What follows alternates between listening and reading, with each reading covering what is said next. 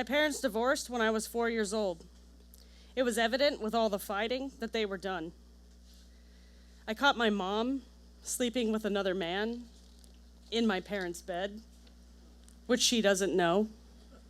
No one knows. It wasn't out of the blue. I knew it was coming. I wish that made it hurt less. Dad moved back to Florida, his home state, before joining the Navy. My mother had moved on, had moved us out. The man she was having an affair with would eventually become dad number 2. Rick was also in the Navy. A nice guy, when sober. For almost the entirety of their relationship, he was out to sea, 6 to 12 months at a time. He liked me well enough, but we were never really a family. We didn't do things together. Anything. My mom liked to party. That's a bit of an understatement. My mom liked to get fucked up. Starting at age 4, she dropped me off with strangers. Well, they were strangers to me. She'd spend long hours out at the bar, out with friends, leaving me alone with people I'd never met before. Usually, people who didn't even have kids. I'd spend hours in front of the TV or stuffed into some spare bedroom with a coloring book and a blanket. I'd almost always fall asleep there. Sometimes, I'd wake up there too, my mom having not yet returned. One night, she dropped me off with somebody new. She wanted to go out with a friend, so we went to her house so they could go out together. I met her husband and their daughter. She was about the same age as I was, 4, maybe 5. This was new. This was exciting. I was going to have someone to play with. My mom and her friend skipped off, leaving the 3 of us alone to enjoy the evening. I can't recall his name. I think it was Mark. It was the only time I had ever met him. I wish I could remember her name, the daughter. She was really nice to me and liked sharing her toys. We played in her room and laughed. It was different. It was fun. After dinner, we made hot cocoa with tiny marshmallows, counting them to make sure they were evenly distributed. We colored and played Go Fish. We watched movies. These felt like quality time, an opportunity to really be with one another. What a cool family, I thought. Eventually, it was late, very late. Our mom still had not returned from whatever debauchery they had managed to stir up. Mark helped us clean up our messes and made sure we washed up. He got his daughter changed in pajamas and handed me a cozy blanket. All the things I thought I was missing out on since my dad had left. All the engagement and connection I thought my parent was supposed to be giving. I was really enjoying this. The idea of how a functional family worked. He put the girl to bed in her room, a tiny toddler bed, just enough room for her. I remember her eyes as he turned out the light and closed the door, telling her to sleep tight. Her eyes, following me to the door, almost pleading with me, like an unspoken signal. He and I were in the living room for a while, having no idea when the moms would return. We just hung out, talking. He asked me what I liked about school, what kinds of things I liked to draw. Eventually, he asked if I was tired and ready to lie down too. I was exhausted. We had had so much fun, and it was really late. He said I could lie down in their bed and rest until my mom came back. Mark led me to their room and told me that I could lie down. Placing the blanket over me, he walked to the other side of the bed and got in. Except he didn't just get in the bed and roll over. He pulled himself up against me, his front to my back, stroking my hair, telling me it was okay if I fell asleep, that my mom would be back soon. I remember thinking it was weird, but maybe he did this with his daughter and wanted me to feel more comfortable. How should I know what families do? I was 4 years old, and my family was disbanded before I could even start to piece that puzzle together. He started rubbing my back, telling me everything was fine, his hand running down my back, over my waist, rubbing my tummy. I just laid there. Slowly, he slipped his hand in the waistband of my shorts. Down, down, down. His hand was fondling me. There was no article of clothing separating my skin from his. He was inside my underwear.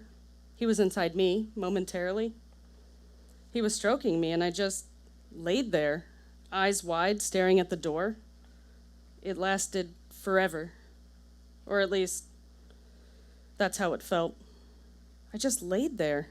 Why did I just lay there? His breath increasing rapidly, the warmth hitting the back of my neck, drawing himself closer to me, reaching, farther, rubbing, caressing. He kept saying, "That feels good, doesn't it? You don't have to be afraid. It's okay. It's okay to try new things, especially if they feel good. Doesn't this feel good?" I didn't confirm or deny his statements. I just laid there. I wasn't sure what I was feeling, but it definitely wasn't humiliation. It wasn't like I had been touched like this before. I didn't hate it, but part of me knew I shouldn't like it either. I wondered when my mom would come back. What if happened when she came back to this? Would I be in trouble? Was this normal? What if his daughter woke up for a glass of water or a monster in the closet? It wasn't until I was about 11 that I realized that he was the only monster there. I tried to rationalize why I would let this happen, other than just being genuinely curious. Some part of me thought, if I let him do this to me, maybe he wouldn't do it to her, his own daughter. Perhaps I was protecting her by letting it happen. And maybe I did enjoy it. It wasn't long after this that neighborhood kids and I started messing around, looking at each other in a sort of juvenile version of, "I'll show you mine if you show me yours," hiding in tents, trees, bushes, under blankets. From there, it spiraled into me giving my first blowjob in the 3rd grade. Does that even count? Letting people take pictures of me naked for money?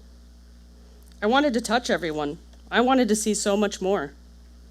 I started masturbating fervently at age 8. This event opened a huge door of curiosity about my body, other people's bodies, how they reacted to certain kinds of touch, how that made me feel. As I got older, my mom would parade me around, especially if I was in a bathing suit or dress, literally prying the towel out of my clenched fingers. Look at my daughter. Isn't she beautiful?" But I didn't feel beautiful. I felt like a piece of meat. Something my mom would easily trade or sell for crystal meth or a good fuck. I was embarrassed. I started wearing baggy clothes. I stopped wanting people to look at me. Once I reached puberty, things hit an even bigger wall. The desire hadn't fled, but my intrepid interest had drastically waned. My body was filling out in all the places I was trying to hide. It was like hips and double Ds appeared overnight. My own body was trying to betray me. All the things I wanted to keep covered up were being amplified. I was reluctant to share my body, afraid of what people would see, what they would say, what we might feel together, as if some shroud of guilt from my previous encounter would reveal the shame or be visible to anyone with whom I shared that kind of intimacy. I stopped masturbating at age 9, and I didn't look back. I didn't even consider it an option again until I was well into my 30s. My relationships floundered as I was unwilling to be vulnerable during sex. I would keep my clothes on as long as possible, assuming they ever did come off. I didn't want to be open, available, exposed. My interest in sex had been solely as a top, the giver, the aggressor, never the recipient. I find now, as an adult, I have a hard time climaxing clitorally, pretending it doesn't exist, like some prisoner in solitary confinement. Perhaps my subconscious won't allow it, like it's eternally attached to him. Somehow he took that from me in a matter of minutes at an age where I had no idea what belonged to me. Doesn't that feel good? Yes, it did. Once.